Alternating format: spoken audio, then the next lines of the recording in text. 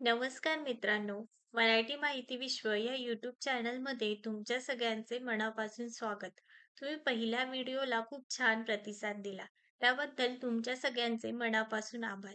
मित्रांनो, त्याच व्हिडिओचा पार्ट 2 मी आज तुमच्यासाठी घेऊन आली आहे. पार्ट 2 मध्ये आपण बघणार आहोत की लॉ ऑफ अट्रॅक्शनच्या मदतीने लोकांनी त्यांचे आरोग्य कसे सुधारले आहे आणि बऱ्याच लोकांनी त्यांचे आजारही बरे केले आहेत. सकारात्मक विचार हे तुमचे आजारही बरे करू शकतात. मित्रांनो, तुम्हाला माहिती आहे का? सकारात्मक विचार ज्याप्रमाणे तुमच्या आयुष्यावरती प्रभाव पाडत असतात, त्याचप्रमाणे ते विचार तुमच्या आरोग्यावरतीही तितकाच प्रभाव पाडत असतात. तुमचे आरोग्य, तुमचे करिअर हे तुमच्या सकारात्मक विचारांचाच एक भाग आहे. त्यामुळे नेहमी सकारात्मक विचार करा आणि सकारात्मक विचारांनी तुमचे आरोग्य कसे बदलू शकते, हे आज आपण या व्हिडिओमध्ये बघणार आहोत. त्यामुळे व्हिडिओला स्किप न करता शेवटपर्यंत नक्की बघा. व्हिडिओला सुरू करण्याआधी त्यामागील आपण काही सत्य घटनांवरती आधारित अशा गोष्टी बघणार आहोत. त्यातील सगळ्यात पहिली आणि सर्वात फेमस एक्झाम्पल म्हणजे डॉक्टर जो डिस्पेन्झा. डॉक्टर जो डिस्पेन्झा हे एक सायंटिस्ट आहेत आणि लेखकही आहेत. त्यांची बरीचशी पुस्तकं ही इंटरनेटवरती तुम्हाला भेटून जातील. त्यातील सर्वात फेमस पुस्तक म्हणजे यू आर द प्लेसिबो हेही आहे. ते तुम्ही नंतर इंटरनेटवरती जाऊन सर्च करू शकता. डॉक्टर जो डिस्पेन्झा बद्दल काही गोष्टी खूप फेमस आहेत. त्यातील त्यांची एक कहाणी म्हणजे ते 23 वर्षाचे असताना त्यांचा एक ॲक्सिडेंट झाला होता. त्या ॲक्सिडेंटमध्ये त्यांचे 8 मणके हे डॅमेज झाले होते. तेव्हा डॉक्टरांनी त्यांना सांगितले होते, की तुम्ही आयुष्यात कधीही चालू शकणार नाही. त्यावरती डॉक्टर जो डिस्पेन्झा यांनी खूप विचार केला आणि नंतर एक निर्णय घेतला, की आपल्यामध्ये एवढी ताकद आहे, की आपण स्वतःला बरं करू शकतो. तेव्हा त्यांनी स्वतःला इमॅजिन करण्याचा प्रयत्न केला, की मी खूप चांगल्या प्रकारे चालत आहे, सर्वांना भेटत आहे. मी जसा आधी नॉर्मल होतो, त्याच प्रकारे आत्ताही आहे. मी ती सर्व कामे करतोय, जी मी या ॲक्सिडेंटच्या आधी करत होतो. असं त्यांनी जवळपास 1 ते दीड वर्ष केलं आणि त्यानंतर त्यांचे सर्व आजार हे बरे झाले. हे त्यांनी त्यांच्या पुस्तकातही लिहून ठेवलेलं आहे. याचंच आणखी दुसरं उदाहरण म्हणजे प्लेसिबो. प्लेसिबो ही एक अशी गोळी आहे, जी पेशंटला दिली जाते आणि ती गोळी ही साखरेने बनलेली असते. ही गोळी देऊन पेशंटला सांगितले जाते, की या गोळीमुळे तुमचा आजार बरा होईल आणि बऱ्याच लोकांचा आजारही बरा होतो. तर यामागील कारण काय? कारण म्हणजे जेव्हा कुठलाही पेशंट विश्वासाने एखादं औषध घेतो, तेव्हा त्या औषधाला सपोर्ट म्हणून तो त्याचे सकारात्मक विचार त्याला देत असतो. जेव्हा पेशंट कुठलीही गोळी घेतो, तेव्हा त्याच्या मनात ही भावना तयार होते, की ह्या गोळीमुळे मी लवकरात लवकर बरा होईल. तो हा विचार नाही करत, की ह्या गोळीमध्ये कुठले कंटेंट आहे किंवा ह्या गोळीमुळे खरंच मी बरा होईल की नाही, हा तो कधीही विचार करत नाही. तो फक्त डॉक्टरांवरती आणि त्या गोळीवरती विश्वास ठेवून पुढे त्या गोळीचे काय परिणाम होतील याचा विचार करत असतो. त्यामुळे प्लेसिबो म्हणजे साखरेने बनलेली गोळी ही बऱ्याच लोकांना ती परिणाम करून जाते. त्या गोळीमुळे नाही तर त्या लोकांच्या सकारात्मक विचारांमुळे ते बरे होतात. हे लोकांना बऱ्याचदा कळतच नाही. कुठल्याही पेशंटला एखादा गंभीर आजार असेल तर नक्कीच डॉक्टर त्याला त्या आजाराबद्दलच गोळ्या देतात, औषधं देतात. परंतु जर आजार फक्त मानसिकते रिलेटेड असेल, तर डॉक्टर त्याला अशा प्रकारचे औषधं देऊनही बरे करतात. जेव्हा कुठल्याही पेशंटला एखादी गंभीर आजार होतो, तेव्हा तो पेशंट नेहमी त्या आजाराबद्दल विचार करत असतो. त्याच्या मनात नेहमी हीच भीती असते, की मी यातून बाहेर पडेल की नाही किंवा मी आयुष्यभर असाच राहील. ही भीती माणसाला कायम आयुष्यभर सतावत असते. त्यामुळे ह्या सगळ्या गोष्टींमधून बाहेर पडण्यासाठी तुम्हाला लॉ ऑफ अट्रॅक्शनची खूप मदत होते. बरीच लोकं ही त्या आजाराच्या भीतीनेच लवकर आयुष्य संपवतात. आजकाल आपण बघत असतो बरेच आजार हे आपल्या लाईफस्टाईल रिलेटेड आणि मानसिक स्ट्रेस रिलेटेड आहेत. त्यामध्ये कॅन्सर, डायबिटीज, थायरॉइड मायग्रेन हे सर्व कॉमन झालं आहे. कारण आपण जी लाईफस्टाईल जगतोय, ती खरंच योग्य आहे का? हेच आपल्याला कधी-कधी समजत नाही. जेव्हा आपण स्ट्रेस घेतो, निगेटिव्ह विचार करतो, तेव्हा ते हळू आपल्या शरीरातील सेल्सलाही डॅमेज करत असतात आणि ह्या गोष्टीकडे आपण कधीही लक्ष देत नाही. त्यामुळे आपलं शरीर हे हळू थकत जातं आणि ते कधीही चांगला रिस्पॉन्ड करणं बंद करतं. आपण आपल्या आजूबाजूला बघत असतो. बऱ्याच लोकांना औषधं घेणे हे त्यांच्या आयुष्यातला एक भाग बनलेला आहे. पण ते ह्या गोष्टीचा कधी विचारच करत नाही, की हे बंदही होऊ शकतात किंवा आपण यातून बाहेरही पडू शकतो. कारण आपण आपली मानसिकता बदलायला तयार नसतो. जे आजार आपल्या आयुष्यात आले आहे, त्यांना तुम्ही नक्कीच ट्रीटमेंट करा. पण त्यातून बाहेर येण्याचाही प्रयत्न करा. त्यातून बाहेर येण्यासाठी तुम्हाला सकारात्मक गोष्टी खूप मदत करत असतात. जेव्हा तुम्ही खूप हसता, आनंदी राहता, टेन्शन फ्री राहता, तेव्हा तुमचा अर्धा आजार हा बरा होत असतो. हे आपल्याला कधी कळतच नाही. आपल्या बॉडीतील सेल हे चांगल्या गोष्टींना चांगल्या प्रकारे रिस्पॉन्स देत असतात.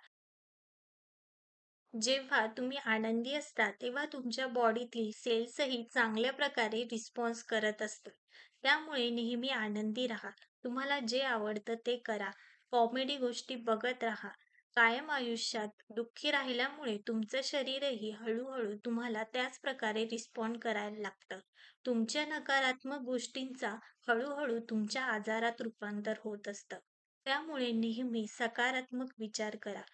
ठीक आहे, तुम्हाला कुठलाही आजार झाला, तर त्याबद्दल कायम निगेटिव्ह विचार करू नका. कुठल्याही आजारातून बाहेर कसे पडायचे आणि यातून कसा आनंदी राहता येईल याचा नेहमी विचार केला पाहिजे. आजकाल आपण बघत असतो, आजूबाजूला बऱ्याच लोकांना मोठमोठे आजार झालेले असतात. परंतु या आजारातून त्यांना बाहेर काढण्याऐवजी लोक त्यांना कायम निगेटिव्ह व्हायब्रेशन्स देत असतात. जेव्हा लोक त्यांना भेटायला जातात किंवा त्यांची विचारपूस करतात, तेव्हा त्यांना त्यांच्या आजाराबद्दल आठवण न करून देता त्यांच्यासोबत नेहमी चांगलं बोला.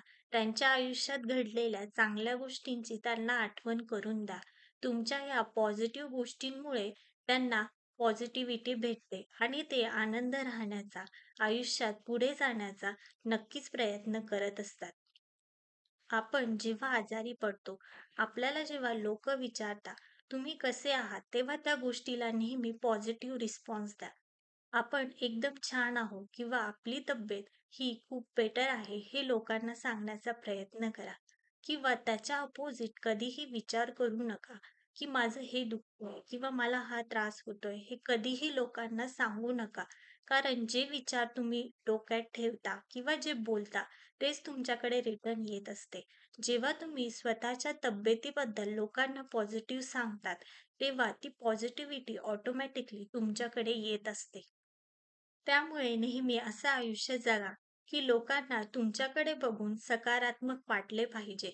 तुम्हाला कुठला आजार झाला आहे, हे लोकांना कधी समजलेच नाही पाहिजे. जेव्हा तुम्ही पॉझिटिव्ह, सकारात्मक विचार करता, तेव्हा त्याच गोष्टी तुमच्याकडे अट्रॅक्ट होत असतात. त्यामुळे स्वतःच्या शरीराबद्दल, मनाबद्दल नेहमी चांगले विचार करा. मित्रांनो, आजकाल आपण बघत असतो, बरेच आजार हे आपल्या मानसिकते रिलेटेड आणि स्ट्रेस रिलेटेड आहेत. आपण कधी हा विचार करत नाही. जर माझे नकारात्मक विचार मला या आजारापर्यंत पोहोचू शकतात, तर माझे सकारात्मक विचार मला या आजारामधून बाहेरही काढू शकतात. हा विचार आपण कधीही करत नाही आणि कायम नकारात्मक विचार देऊन त्या आजाराला मोठं करत असतो.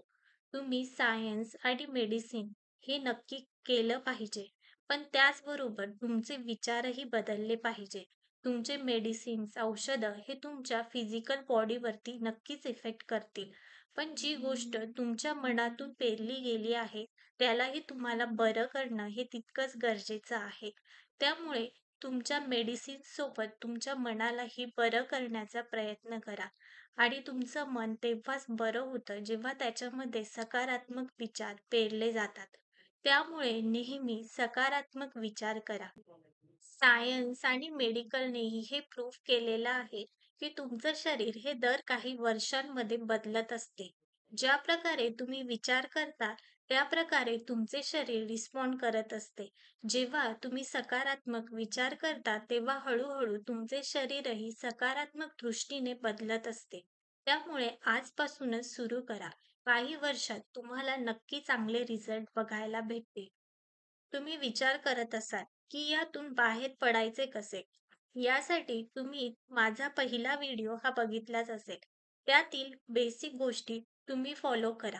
त्यानंतर स्वतःला उठल्यानंतर दररोज पॉझिटिव्ह अफर्मेशन्स द्या. स्वतःला स्वतःबद्दल चांगल्या गोष्टी सांगा. मी किती आरोग्यदायी, संपन्न आहे हे स्वतःला सांगा. त्यानंतर आपण नेहमीच एनर्जेटिक आणि लोकांना मदत करतो आहे असं स्वतःला इमॅजिन करा. आपण या ब्रह्मांडातील सगळ्या सकारात्मक गोष्टी करू शकतो हा विश्वास स्वतःमध्ये निर्माण करा.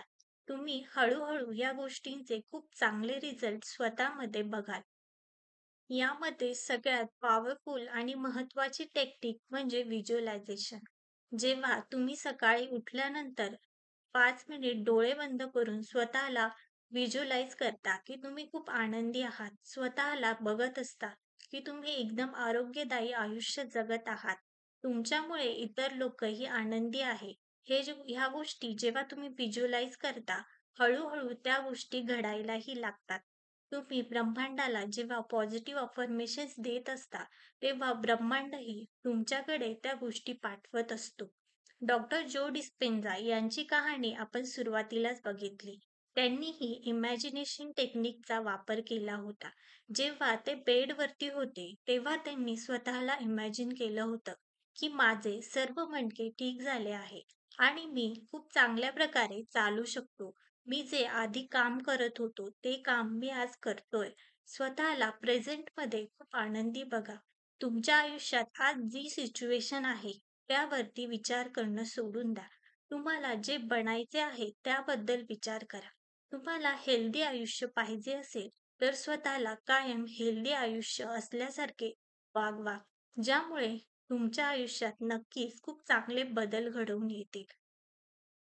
या अफर्मेशन्स तुम्ही सकाळी उठल्यानंतर आणि रात्री झोपण्यापूर्वी स्वतःला द्या. जेव्हा आपण सकाळी उठतो आणि रात्री झोपतो, तेव्हा आपले सबकॉन्शियस माइंड हे ॲक्टिव्ह असते आणि ज्या गोष्टी तुम्ही सबकॉन्शियस माइंडला देत असतात, त्याच गोष्टी हळू तुमच्या आयुष्यात घडायला लागतात. असे म्हटले जाते, की ज्या गोष्टी तुम्ही सारख्या बोलतात, त्या गोष्टी हळू सिद्ध होतात. ज्या प्रकारे आपण एखादा मंत्र नेहमी बोलला तर तो मंत्रही सिद्ध होतो.